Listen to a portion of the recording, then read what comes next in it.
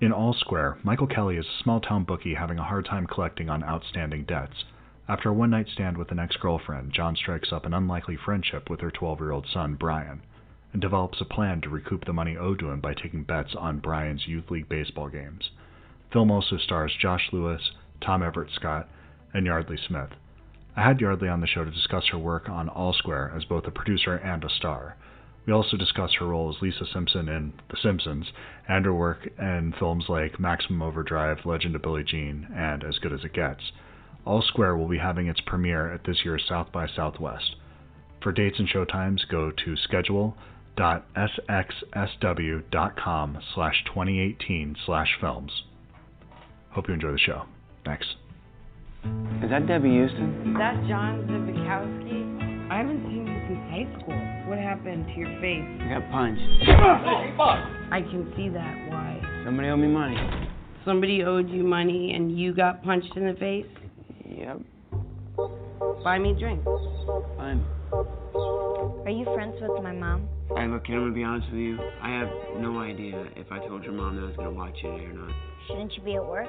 I'm a bookie, man. Yeah, see, Mick, I got Philly plus 5, 194, Brooklyn minus 7, 200. That's cool. No, it's not cool. Here's your mail. That's all of it? Well, not a lot of guys came through this week. Yeah, well, maybe if you're a little more cordial to people. Maybe if you go fuck yourself. Okay, maybe not. I got a game tomorrow at 5, if you want to come. Scotty, just think about it for a second. What's the worst thing a person can do? Murder someone? Bet with their hearts.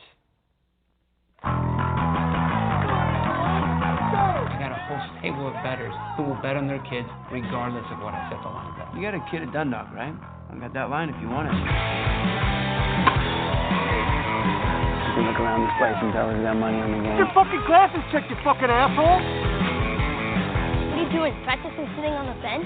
Just go over there and hit him, and I'll break it up before you get the shot in. Oh, shit! You're a fucking asshole. That's what's up. What do I do now? You're taking bets on kids' games? Who told you that, man?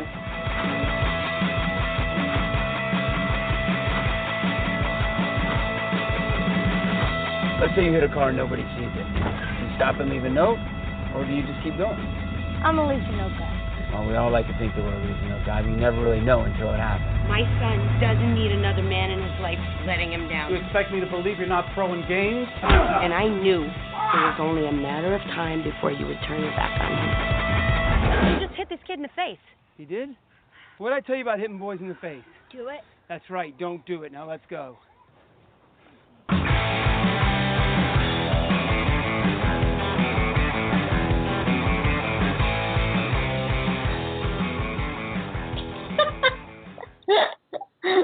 Just wanted to say thank you again for taking time to talk about All Square, because this is one of those rare projects where if I'm talking to someone like you, I would have a million projects that you've worked on that I would want to talk about and just kind of do my best to focus on All Square. But I was blown away by this movie, so much so I adored it. It's one of the best things I've seen in quite some time. Oh, I'm so glad.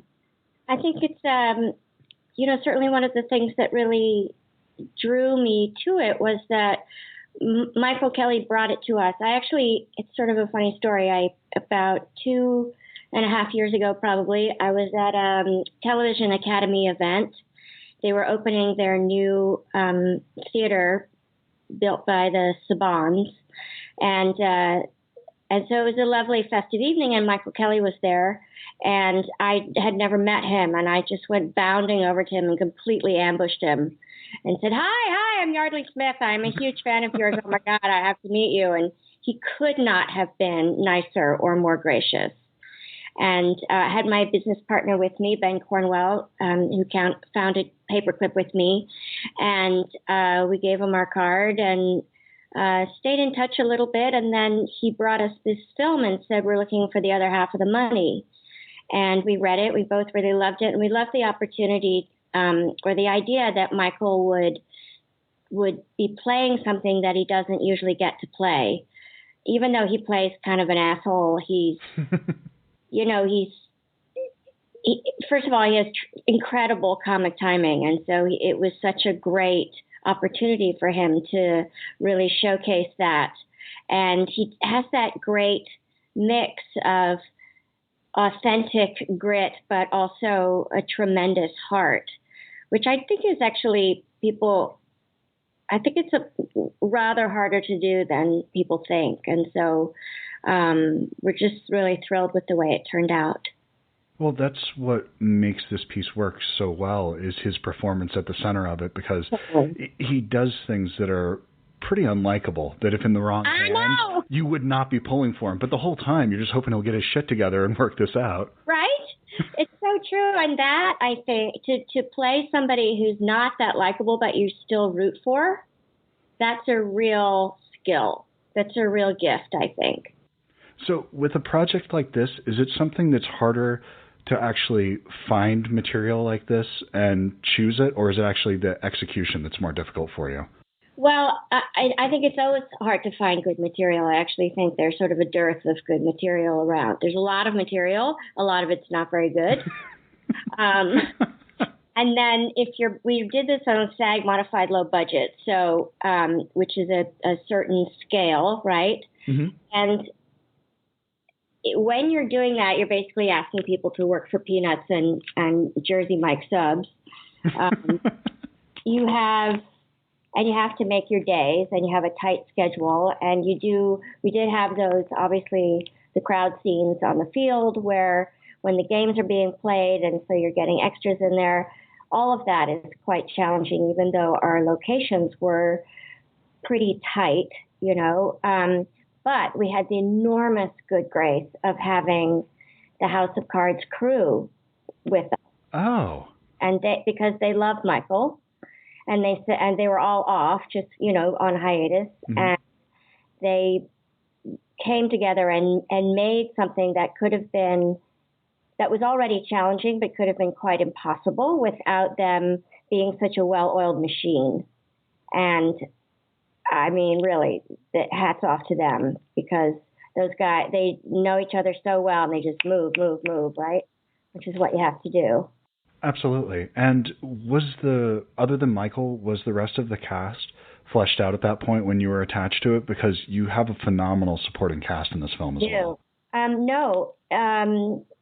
Because the thing came together so fast, it was hard to get cat. Sorry. Oh, could you just behave? I don't have children, and now I have you. Please forgive me. Totally fine. We had.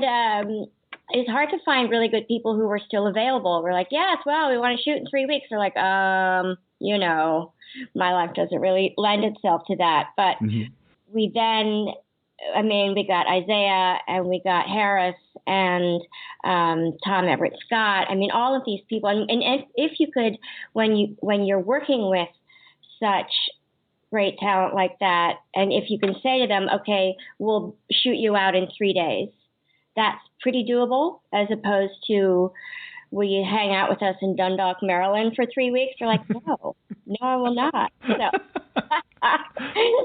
So we really lucked out, but it was a little down to the wire there for sure, in terms of scheduling, and Pamela, of course, I think she was only there for about 4 days, and all her stuff we shot at the end. So you have to, one of the things about movies that I actually don't love, coming from a background of theater, where you get on the train at the beginning of the play, and then you don't get off until the play is over, no mm-hmm. matter what happens, right?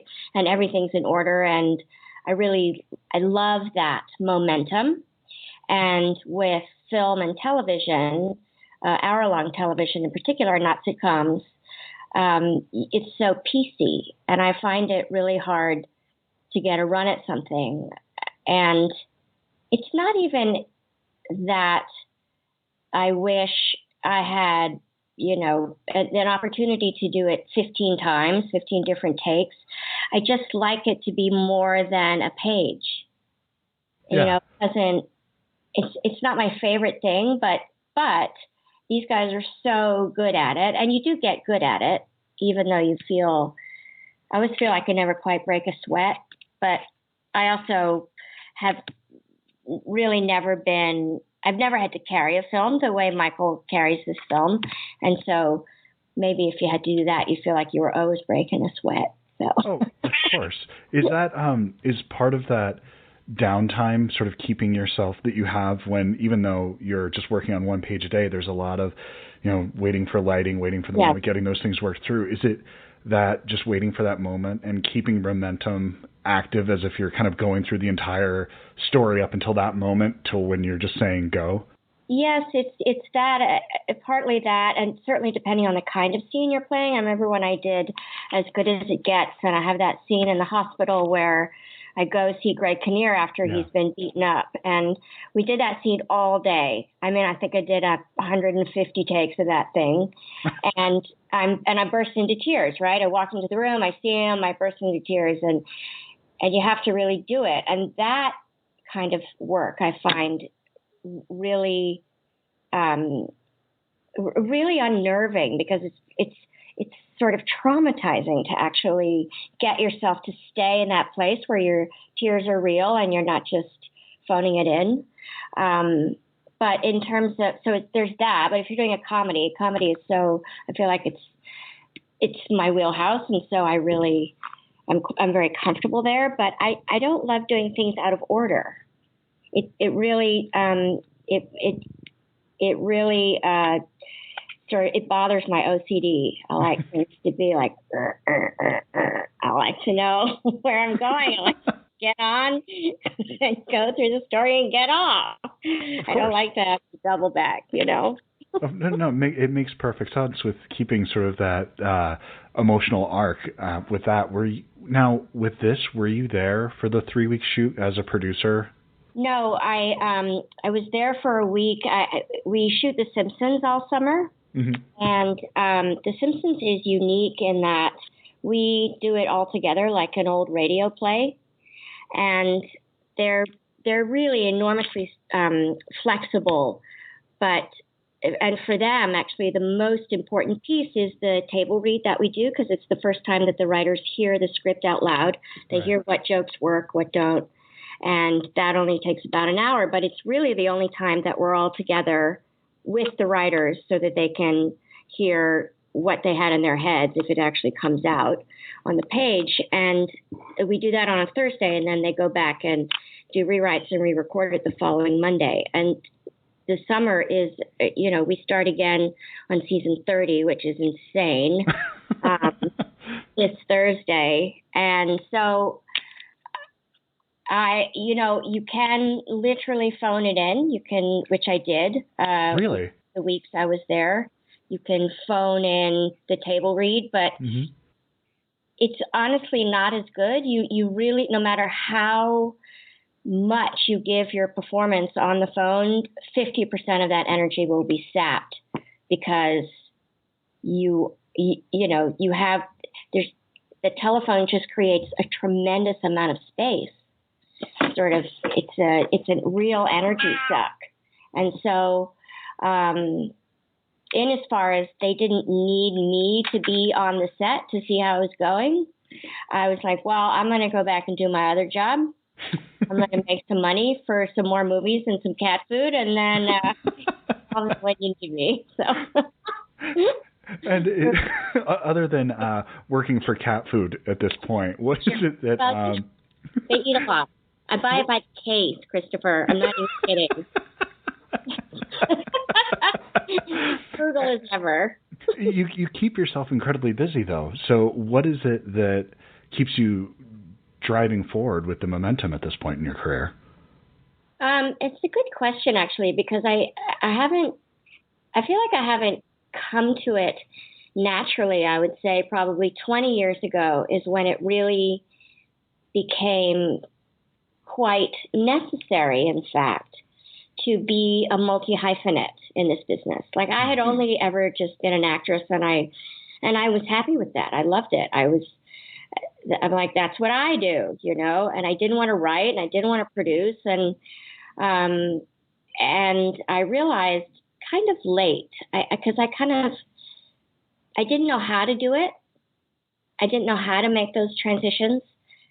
And so I dug my heels in probably rather longer than I should have. And so I come to this producing piece not with the idea that, oh my God, I always wanted to produce and develop. I find that my strong suit in that area is notes, actually. Like, I feel like I'm a pretty good editor. I'm not very good at starting from scratch. I'm not good at the macro, but I'm really good at the micro.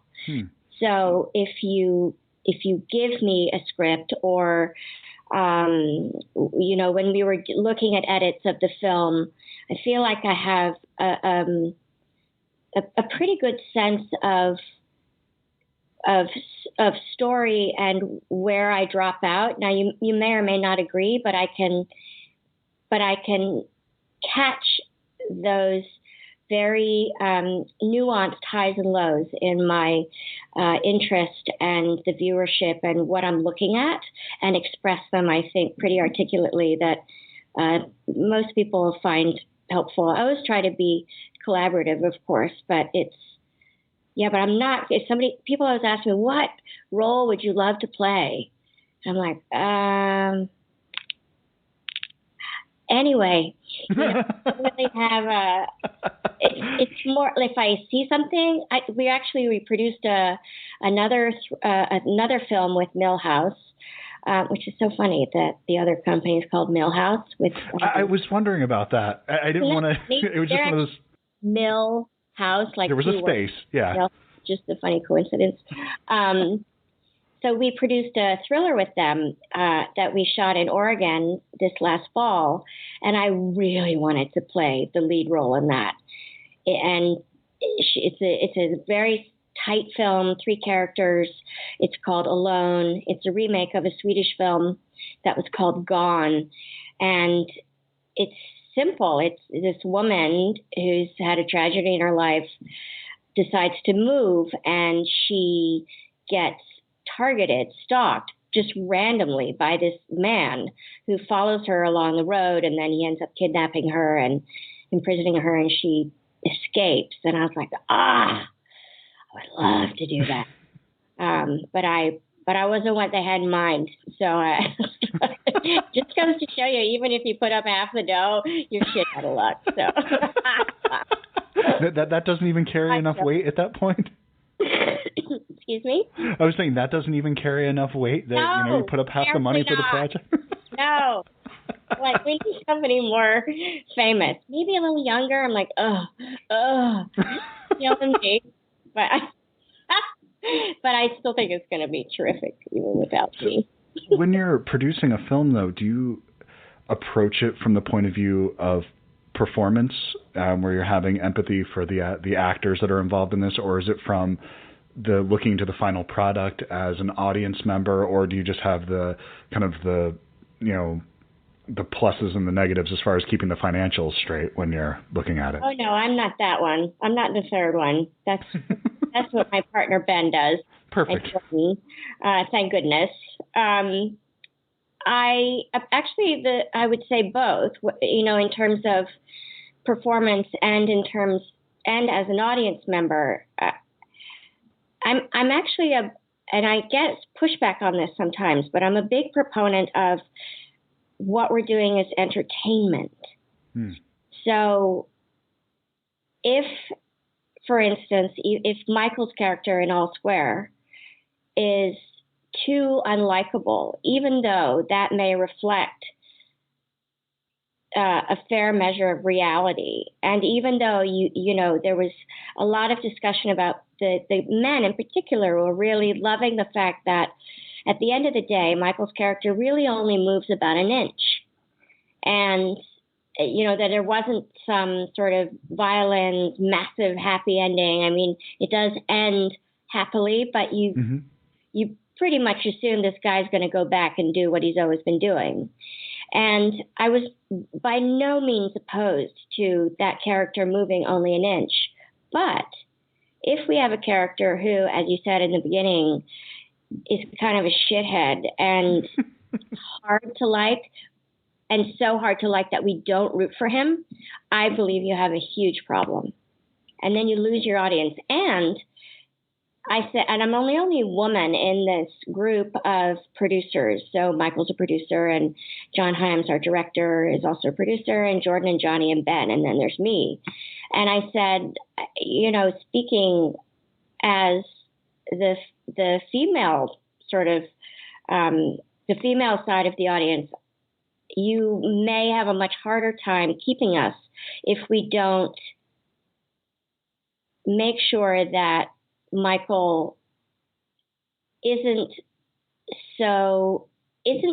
for me, it wasn't that he was a dick as much as if you make him feel like he's too much of a victim, I have to go. Yeah. I don't want any, I don't, and that's probably a lot of me. I have empathy for real victims. I don't have a lot of empathy for people who feel they are victims, right? If you're actually a victim of a crime, for heaven's sake, or, horrible things have happened to you. But if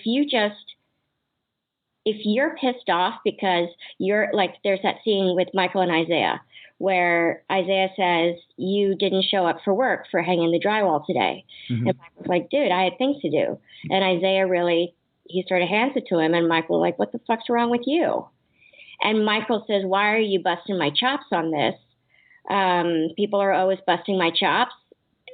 Those people, I won't go with you there. So it's a really fine line, and I feel like they walked it quite beautifully. And so much of that has to do with Michael's performance, And they don't dwell on the reasons that he is where he is. It's given enough backlight to it so you see where he came from and the reasons he is where he is, but it's just touched upon and moved on. And I like that. I think that has more impact than if you actually spend multiple scenes going into it over and over again and reliving that. It just carries so much more weight because it's like a gut punch and then you move on.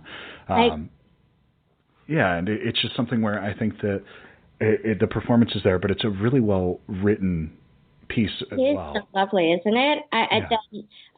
Timothy Brady is so he's good friends with Michael and John Hyams, our director. I think they all played poker together. And he did something else. He's always been a writer, but he sort of didn't really know to take himself seriously. And what I gather is he gave Michael the script and said, I wrote this thing. I don't know if it's a thing. And Michael's like, oh my God, that's a thing, and I want to play that. How is this his first credit? I know, it's remarkable. He knows some really good, important people. Okay, fair enough.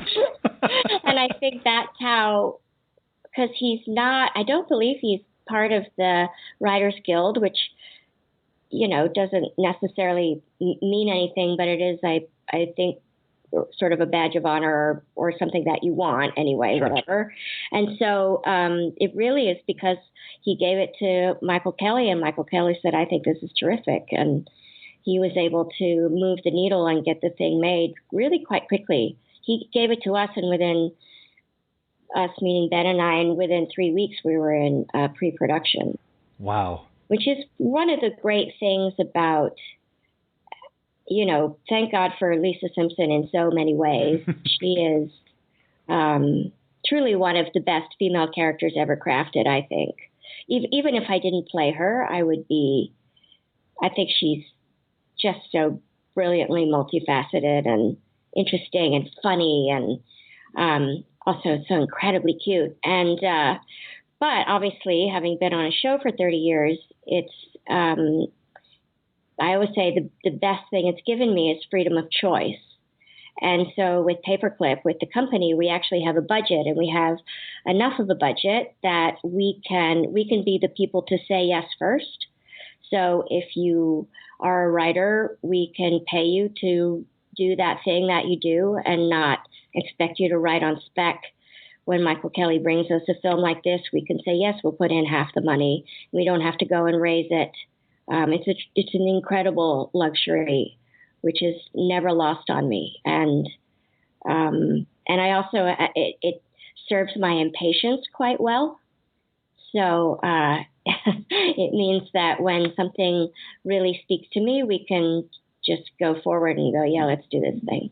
That's remarkable. And that just, I literally emailed somebody this morning about a film that's coming out next week, and it was an email chain that went back 3 years. And the 3 years was when he had finished the second draft of the screenplay, and it's coming out next week.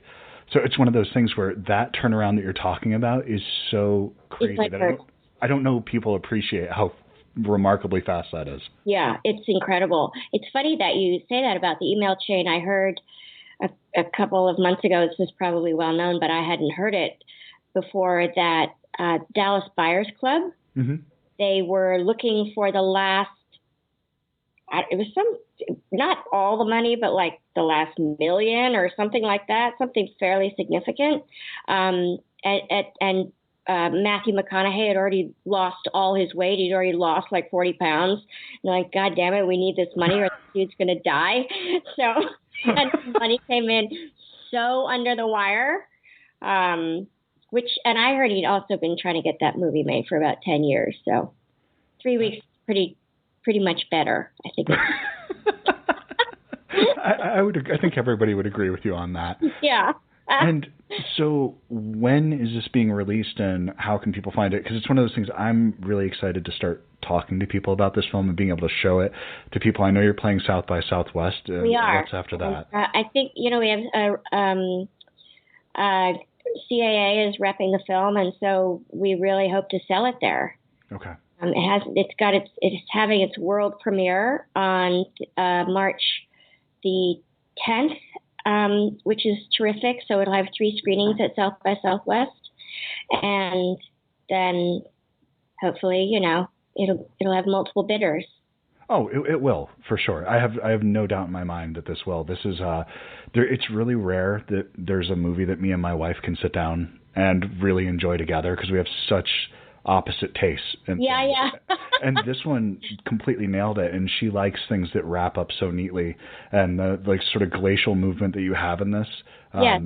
She was, that normally turns her off, but then as soon as we talked about the idea of if it would have had the other ending, it would have been so saccharine and a turn off and dishonest, and yeah, she really appreciated it, because it's just so great.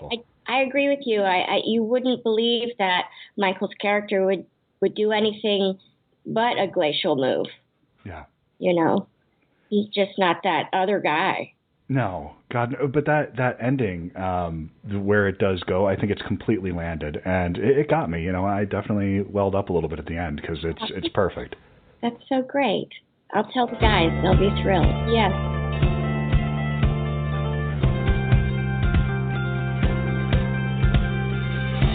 Gotta testify. Come up in the spot looking extra fly. For the day I die, I'ma touch the sky. Back when they thought pink polos would hurt the ride. Before Cam got the shit to pop, the doors are closed. I felt like bad boy street team. I couldn't work the lot. Now let's go. Take them back to the plan. Me and my mama hopped in that U-Haul van. Any pessimists, I ain't talk to them. Plus I ain't had no phone in my apartment. Let's take them back to the club. At least about an hour I spent online. I just wanted to dance. I went to Jacob an hour after I got my advance. I just wanted to shine. Jay's favorite line, dog, in due time. Now ain't look at me like, damn, dog, you what I am. A hip-hop legend. I think I died in an accident, cause this must be heaven. Cause in my head, there's a Greyhound station where I set my thoughts before our destination, so they may have a chance of finding a place where they're far more suited than here. I gotta testify. Come up in the spot looking extra fly. For the day I die, I'ma touch the sky. Gotta testify. Come up in the spot looking extra fly. For the day I die, I'ma touch the sky. Now let's take some high. Now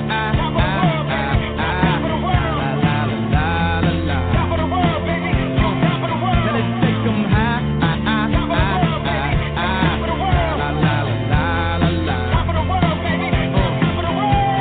Back in Gucci with the shit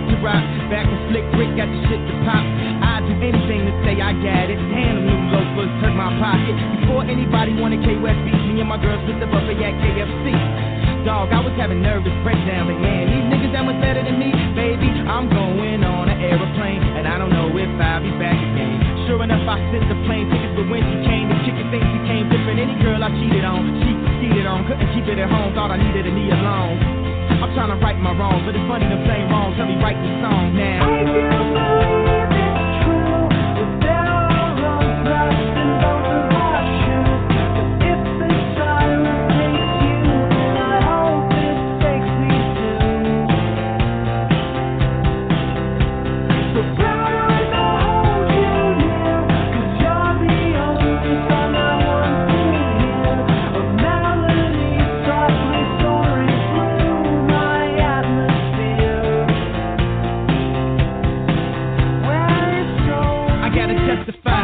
Come up in the spot looking extra fly. For the day you die, you gon' touch the sky. You gon' touch the sky, baby girl. Testify. Come up in the spot looking extra fly. For the day you die, you gon' touch the sky.